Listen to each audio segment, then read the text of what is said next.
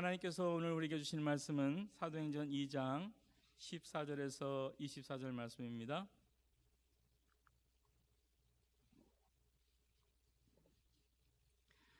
사도행전 2장 14절에서 24절 말씀 제가 봉독해 드리겠습니다.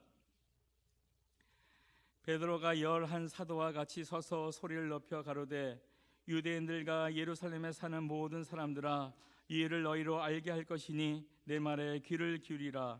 때가 제3시니 너희 생각같이 이 사람이 취한 것이 아니라 이는 곧 선지자 요엘로 말씀하신 것이니 일러시되 하나님이 가라사대 말세에 내가 내 영으로 모든 육체에 부어주리니 너희 자녀들은 예언할 것이요 너희의 젊은이들은 환상을 보고 너희의 늙은이들은 꿈을 꾸리라.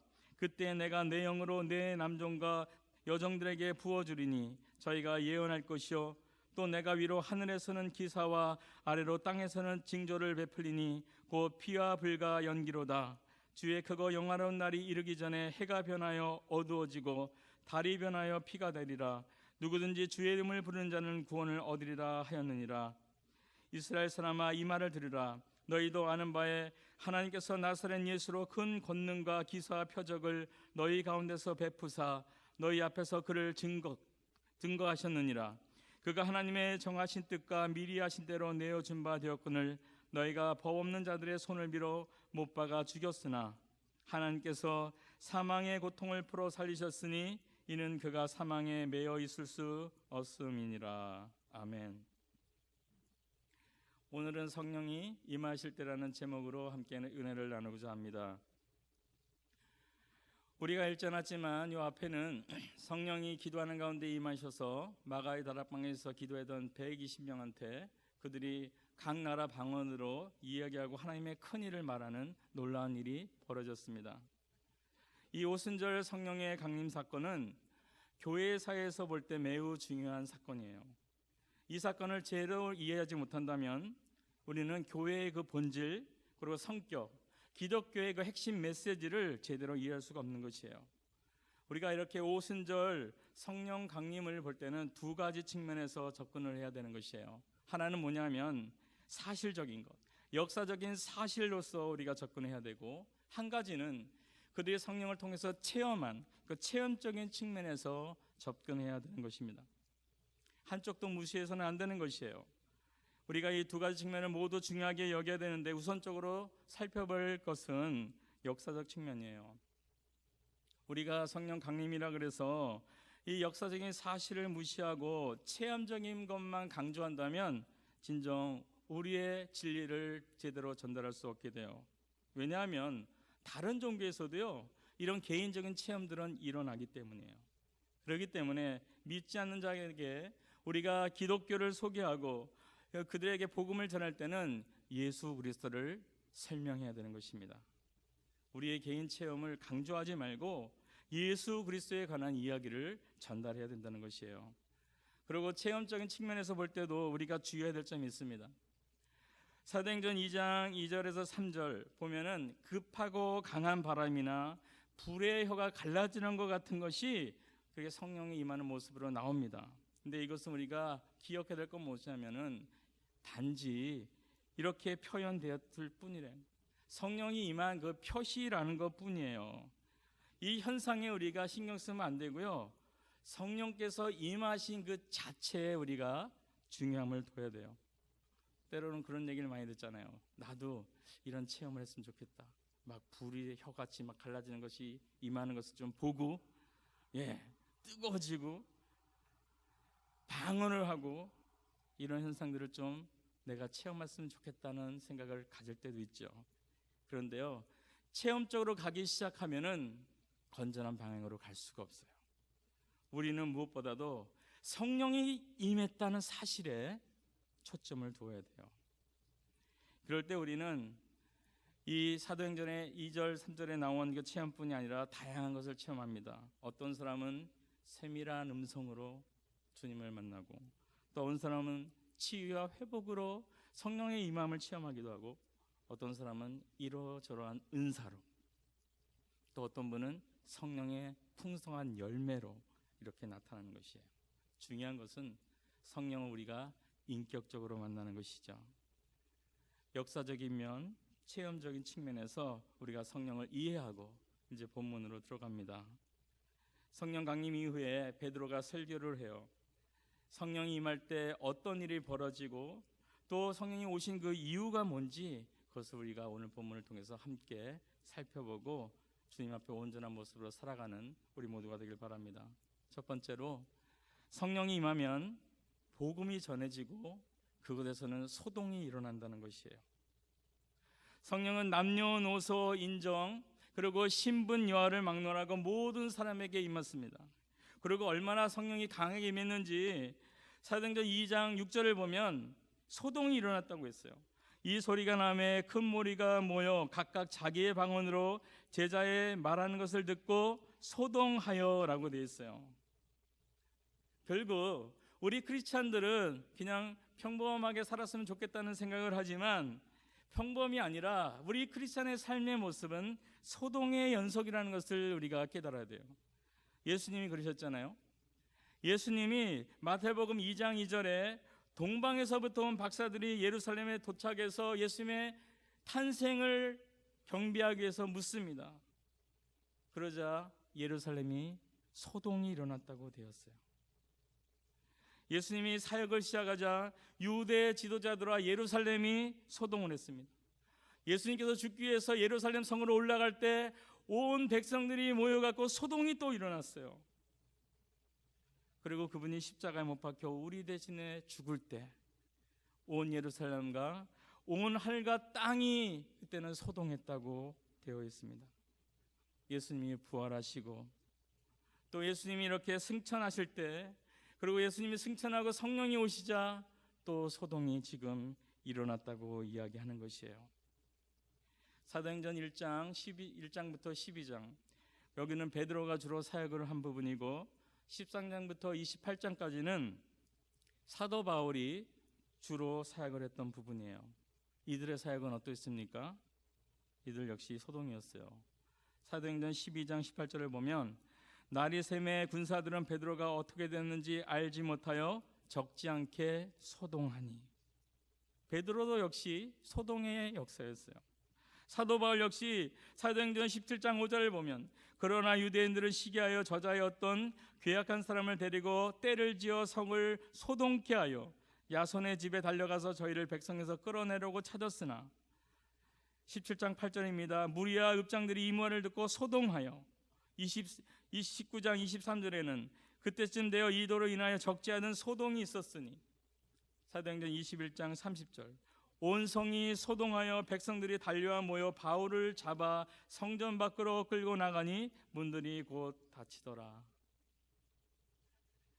사도행전 19장 19절에는 마술을 많이 행하던 많은 사람들이 그 책을 모아 가지고 와서 모든 사람 앞에서 불사르니 그 책값을 계산한 즉 5만이나 되었도다. 마술하던 사람이 자기가 이제 더 이상 마술을 하지 않겠다는 것이죠. 잡신을 믿지 않겠다는 것이에요. 그래서 그 책을 모아가지고 태웠는데 그 가치가 은 5만이라고 그랬어요. 은 5만, 그것은 이제 5만 일을 일한 사람이 받을 수 있는 금액이에요. 여기서 이 가치는 그 정도로 큰 거기 때문에 주님의 일을 하면서, 그리고 하나님 앞에 만났을 때, 성령의 역사했을 때 그들은 이런 소동을 일으킨 것입니다. 그리고 20절에서 뭐라고 이어지냐면 그 소동 때문에 일어난 결과가 나와 있는데, 주의 말씀이 능력 있게 퍼져나가고 점점 힘을 떨치게 되었더라. 복음이 전파되고 소동이 일어났지만 그 소동을 통해서 어떤 일이 있냐면 복음이 전파되고 든든해졌다는 얘기를 하고 있습니다. 어린 예수님이 세상에 오자 세상은 소동했고, 그분의 사역과 십자가의 죽음과 부활과 승천이 세상을 소동케 했습니다. 왜 이렇게 소동을 하게 된 것입니까? 그리고 예수님을 닮은 제자들이 성령이 임하사 세상을 소동하는 자들이 되었어요. 왜 이렇게 소동을 일으키게 된 것입니까? 예수님 본인이 하나님의 아들이며 메시아며 이스라엘을 구원할 구세주이며 그들이 섬기고 경배해야 될 주인이라고, 그리고 죄인이 구원받을 수 있는 유일한 길이 예수 그리스도밖에 없다는 이런 진리의 독단성을 이야기함으로 소동을 일으켰어요. 마찬가지입니다. 예수님을 따르는 그 제자들은 바로 이 예수님과 동일하게 진리에 대해서 외쳤기 때문에 바로 이런 소동을 일으키게 된 것이에요. 하나님의 말씀에 순종하여서 주님의 증언이로서 하나님과 사람들을 사랑해야 된다는 그 새로운 믿음의 패러다임을 바꿔가는 일을 해나갈 때 거기에 소동이 있었던 것입니다. 이들의 삶에는 기적이 있었고 이들의 삶에는 사랑의 삶이 있었어요. 근데 지금 우리 교회는 무엇으로 세상을 소동하게 하고 있습니까? 참고로 이 안티크리스찬들이 하는 비판이 11가지 정도 나열한 것을 제가 봤는데 한번 제가 읽어드릴게요. 이들이 기독교를 비판하는 이유는 기독교인에게 상처받는 일 때문이고, 기독교인과 그 지도자들의 부도덕함에 대한 공격이고, 중대동 교회의 세습에 관한 비판이고, 교회가 세금을 내지 않는 것에 대한 비판이고, 권력과 밀착한 기독교를 비판했고, 기독교의 친일 활동에 대한 비판도 있었고, 민족주의에 반한다는 비판을 했고요, 타 종교에 대한 기독교의 배타성에 대한 비판을 했어요. 그리고 모두가 죄인이라는 교리에 대한 비판을 했고, 구약의 잔인한 명령에 대한 비판을 했고, 하나님의 속성에 대한 비판을 이들이 했습니다. 이런 비판들을 볼 때 과거 초대교회와 동일한 것은 뭐냐면 모든 인간이 죄인이라는 것, 그리고 예수 그리스도만 유일한 구원의 길이라는 진리의 유일성, 이것은 동일한 비판을 받고 핍박을 받고 있습니다. 하지만 다른 점이 있어요. 초대교회는 없었던 일들이 지금 일어나고 있는 것들이 있습니다. 뭐지요? 기독교인들의 이기심과 그리고 그 지도자들의 부도덕성, 그리고 권력과 부를 탐하는 그런 태도예요. 자기를 희생하는 헌신적인 사랑, 그리고 물질이 아니라 하나님을 섬겼던 그 기독교의 특징이 희미해지고, 물론 다는 아니겠지만 일부에서 볼 수 있는 것은 집단 이기주의가 보여지고, 물질과 하나님을 함께 섬기려는 그런 미련한 모습을 우리에게 보여주고 있다는 것이에요. 예수님의 십자가의 사랑이 드러나야 될 교회인데 예수님의 그 사랑이 아니고 이기주의와 분열된 마음을 보여주고 있고, 예수님을 인생의 주인으로 믿고 겸손히 섬겨야 할 것이 교회인데 오히려 물질과 권력을 더 손에 쥐고자 하는 모습들이 교회 안에 보인다는 것이에요. 이런 모습을 보고 세상 사람들은 어이가 없어서 지금 소동을 일으키고 있는 것입니다. 안티크리스찬 사이트에 올라오는 많은 글들, 소동을 지금 일으키고 있는 것이에요. 우리 성도들은 이런 세상의 실망에서 나오는 소동을 고치고 온전하게 회복해서 진정한 소동을 이 땅에 일으켜야 돼요. 어떻게 회복합니까? 성령과 동행함을 통해서요. 우리의 삶에 성령과 동행하면서 우리의 삶에 주님께서 같이 하고 우리의 삶을 개입해달라는 기도가 있어야 된다는 것입니다. 세상의 물질과 권력과 쾌락과 행복을 나의 주인으로 삼는 것이 아니라 진정으로 예수 그리스도를 내 인생의 주인으로 삼고 그 말씀을 내가 철저히 의지하며 나가겠다는 그 믿음을 달라고 이런 기도를 주님께 간구해야 돼요. 로마서 8장 13절을 보면 너희가 육신대로 살면 반드시 죽을 것이로되 영으로서 몸의 행실을 죽이면 살리라, 이렇게 되어 있어요. 오직 영으로서 몸의 행실을 죽일 수 있다 했습니다. 성경은 너희가 육신대로 살면 죽을 거라고 경고하고 있어요. 이렇게 성령이 임하여서 각 나라의 방언으로 하나님의 큰일이 선포될 때 이곳에는 소동하고 놀라운 일들이 있었어요. 성령이 임할 때는 복음이 전해지는 소동이 일어났고, 살림이 회복되고, 헛된 우상을 버리고 즐기던 죄를 버리는 소동이 일어났단 말이죠. 예수 그리스도를 진정한 주인으로 삼고자 하는 소동이, 이기심을 버리고 희생하자는 섬기는 소동이, 원수를 용서하고 사랑하려는 그런 소동이 일어났다는 것이에요. 그 소동의 결과 주의 말씀이 능력 있게 퍼져나가고 힘이 써졌다는 것이 바로 결론적으로 사도행전이 우리에게 보여주는 말씀이에요. 바라기는 성령과 함께 이 땅 몬트리올에 복음을 전하며 이런 진정한 소동을 일으키며 아름다운 열매를 맺어갈 수 있는 우리 모두가 되길 바랍니다. 두 번째로 주의 이름을 부르게 하도록 약속하신 예언의 말씀대로 성령은 임하셨습니다. 성령이 임했을 때 각 나라 말과 방언으로 하나님의 그 큰 일, 위대한 일을 말하는 것을 보고 사도행전 2장 7절을 보면 사람들이 놀라서 기이하게 여겼어요. 또 13절에는 어떤 사람은 조롱했다 그랬습니다. 너희가 술에 취했다라고 조롱했다는 것이에요. 바로 이런 의문과 조롱하는 태도 때문에 베드로와 11사도가 일어나서 이런 현상이 왜 일어난지를 설명하기 시작했어요. 그것이 오늘 본문 14절의 말씀입니다. 베드로가 11사도와 같이 서서 소리를 높여 가로되 유대인들과 예루살렘에 사는 모든 사람들아 이 일을 너희로 알게 할 것이니 내 말에 귀를 기울이라. 그러면서 15절로 설명을 해갑니다. 먼저 지금은 3시다. 그 얘기는 뭐예요? 오전 9시라는 것이에요. 지금 너희가 우리에게 취했다고 했는데 아니라는 것이에요.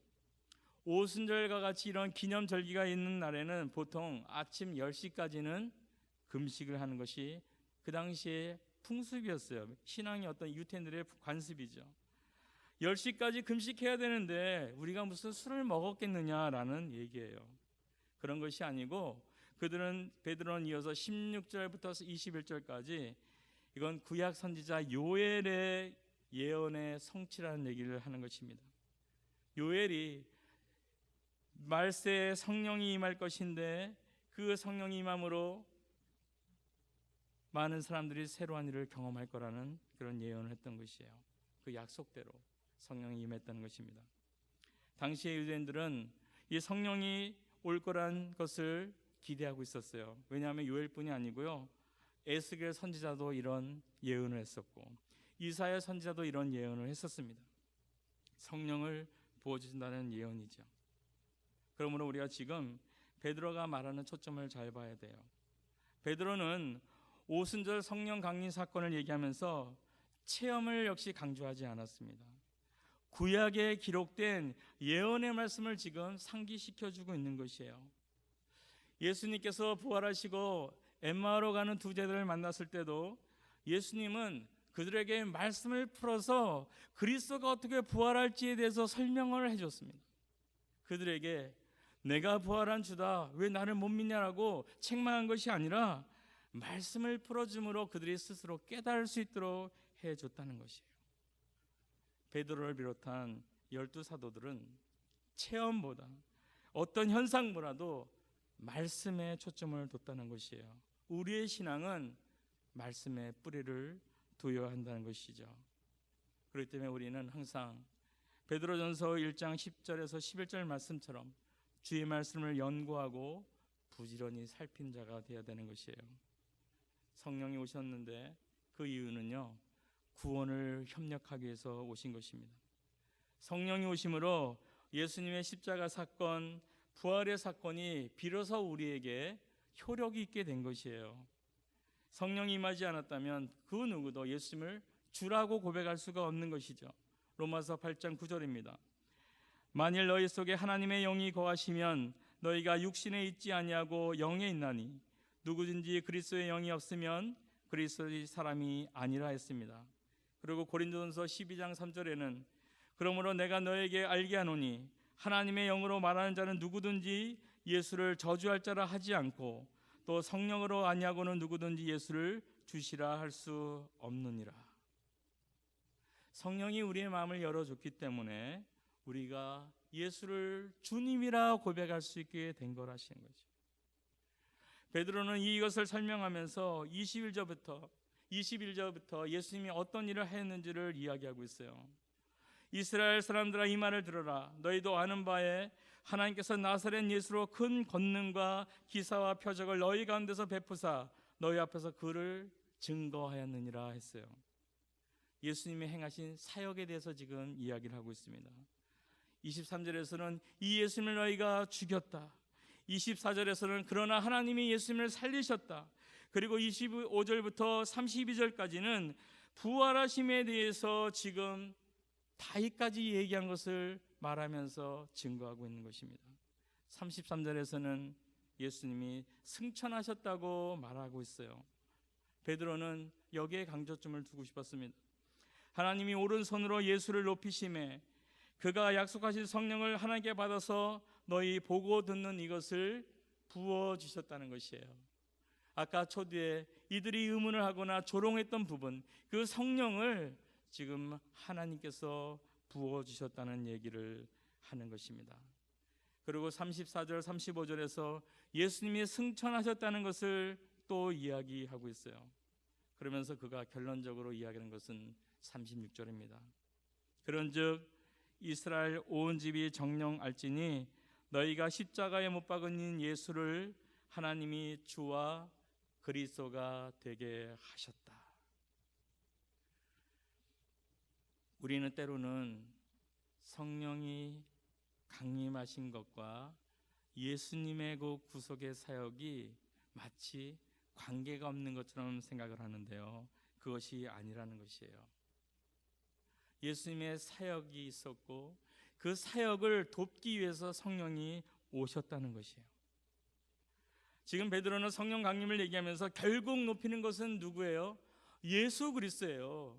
예수 그리스도가 주고 그분이 하나님이고 그분이 우리의 구원자라는 얘기를 지금 하고 있는 것입니다. 이것이 올바른 관점이고 올바른 신앙이고 또 성령께서 이 땅에 오신 목적을 바로 아는 것이에요. 성령께서는 자신을 드러내기 위해서 자기의 개인만의 사역을 위해서 이 땅에 오신 것이 아닙니다. 예수님을 드러내고 예수님이 구주이심과 그가 우리를 구원하신 그분이라는 것을 증거하기 위해서 이 땅에 오신 분이에요. 20절을 보면 우리로 하여금 이 패역한 세대의 구원을 얻게 하는 것이라 했고, 21절에는 누구든지 주의 이름을 부르는 자는 구원을 얻으리라고 했어요. 누구든지 주의 이름을 부르는 자는 구원을 얻는다. 여기에 우리가 포함된 거잖아요. 참 우리가 감사해야 돼요. 성령이 오시지 않았다면 우리는 이 자리에 있을 수가 없는 사람들이에요. 성령께서 우리가 주라고 부를 수 있게 해주신 것입니다. 그런데요, 더 중요한 건 뭐냐면 우리가 주님을 주라고 고백하는 그 시점이에요.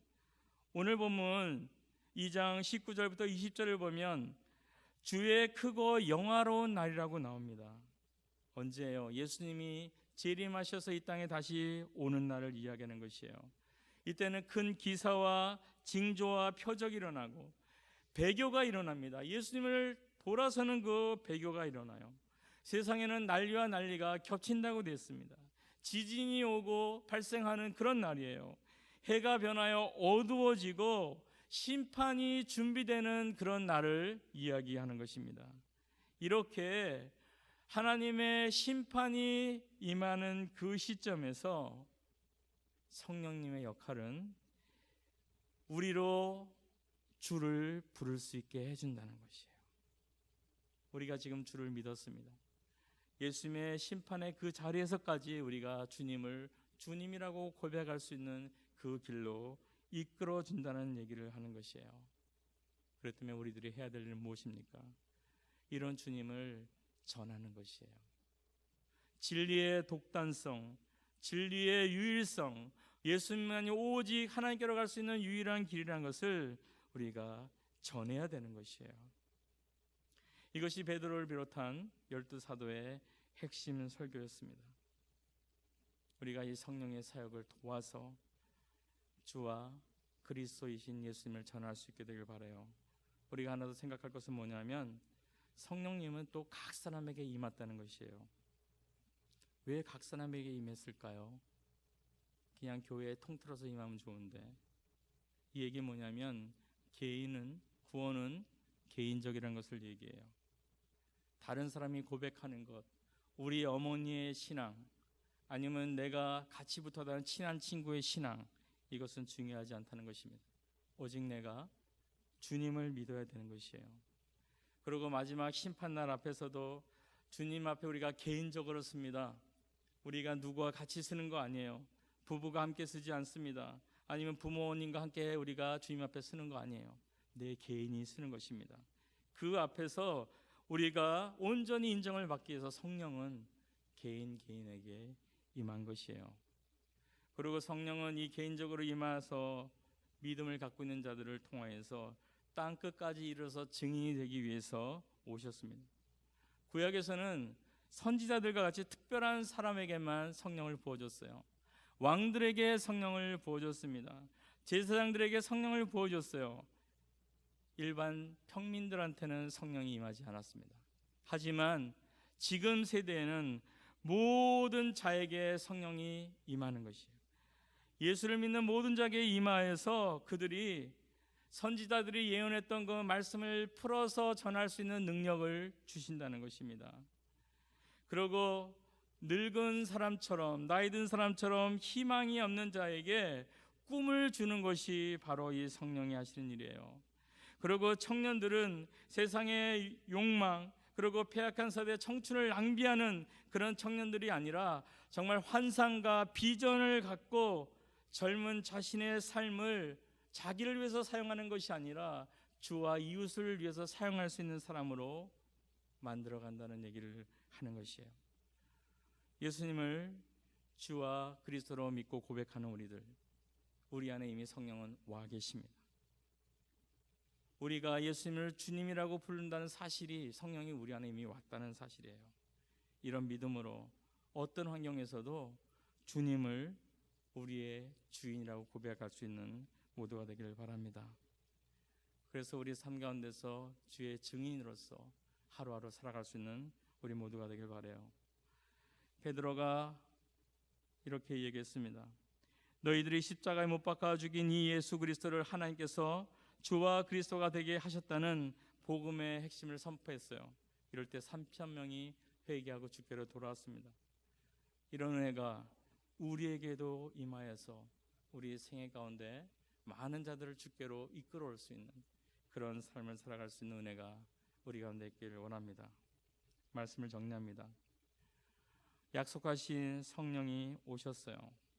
성령이 부어지면 구약 선지자만 했던 그 말씀을 풀어 예언할 수 있는 능력이 주어지고 노인처럼 꿈을 잃어버린 자들이 새로운 소망을 얻게 되고 청년들은 삶을 낭비하는 것이 아니고 정말 비전과 환상을 보면서 꿈을 향해서 달려갈 수 있는 힘을 얻게 됩니다.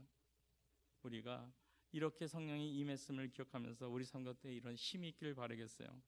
그리고 성령이 임했을 때 가는 곳마다 소동이 일어난다 그랬습니다. 말씀이 선포되는 곳에는 소동이 일어난 것이 당연한 것이에요. 이런 소동과 더불어서 하나님의 말씀이 온전히 전해질 수 있는 그런 은혜가 우리의 삶 가운데 있기를 바라겠어요. 우리 함께 기도합니다. 하나님 감사합니다. 오순절에 성령이 임함으로 약속된 성령을 통해서 우리가 예수를 주라고 고백할 수 있는 그런 은혜를 부어주심에 감사합니다. 우리의 삶 가운데서 주님을 인정할 수 있도록 도와주시며 또 주의 증인으로 살아갈 수 있는 저희들 될 수 있도록 붙잡아 주시옵소서. 그래서 하나님, 베드로와 바울이 그리고 예수님의 제자들이 복음을 전하며 가는 곳마다 소동이 일어나고 그 소동을 통하여서 주의 말씀이 능력 있게 퍼져나가고 점점 힘을 떨치게 되었다는 그 은혜의 소식처럼 우리의 삶 가운데서도 주의 복음을 전하고 이 땅에 온전히 하나님의 나라가 형성이 될 수 있는 그런 아름다운 그 꿈을 이루어갈 수 있는 저희들이 될 수 있도록 도와주시옵소서. 성령 충만하기를 사모할 수 있도록 도와주시고 성령 충만하여서 주의 증인으로서 부끄러움 없이 하루하루를 살아갈 수 있도록 저희를 붙잡아 주시옵소서. 우리 주 예수님의 이름으로 기도합니다. 아멘.